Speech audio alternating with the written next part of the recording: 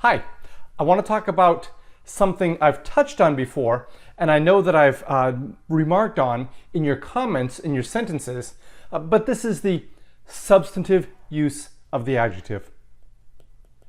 Substantive use of the adjective. And it is a very Roman, a very Latin thing to do. Basically, as the name indicates, the name hints, you are giving an adjective substance. One of the examples we see in your book is avarus.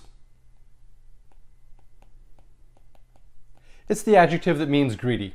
And we've seen this in your sentence where I believe it's the pecunia avarum irritat. Money irritates a greedy what? That's the adjective. A greedy what? Because it's in the masculine case, you can say greedy man. Masculine gender, excuse me. Masculine gender. In the same way, we could say pecunia avarum irritat. And that would mean money irritates a greedy woman. And so you can get away with this in Latin because it uses gender. And the gender indicates a male or female. That's it's not any more complicated than that. But you don't have to include the word for man, and you don't have to include the word for woman. You can just put it, or whatever you're talking about, in the gender, the grammatical gender it belongs to. Now, you can use, because one of the sentences that Wheelock provides you does say avarum virum, and that's perfectly fine. It is not illegal to do that, but in general, and this is not unique to your substantive use of the adjectives. In general, the Romans are going to not repeat words or not use words you don't have to.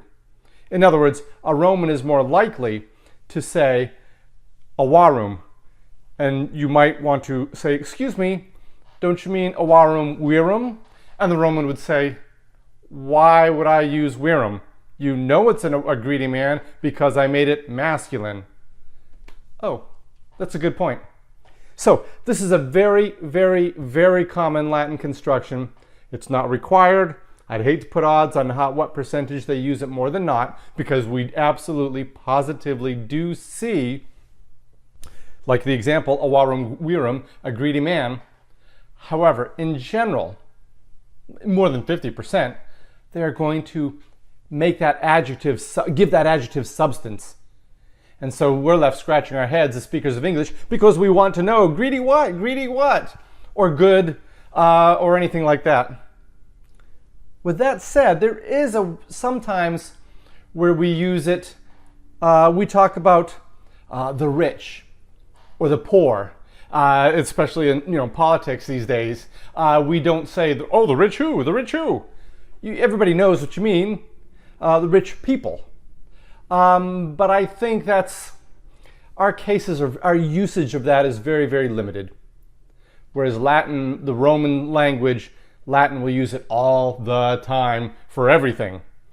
We use it more likely in like when we want to generalize and include lots of people, lots of things. And no, the Romans will use it even about a specific person. And it's just something you get used to, and something that I frankly like very much. The substantive use of the adjective. Have a great day.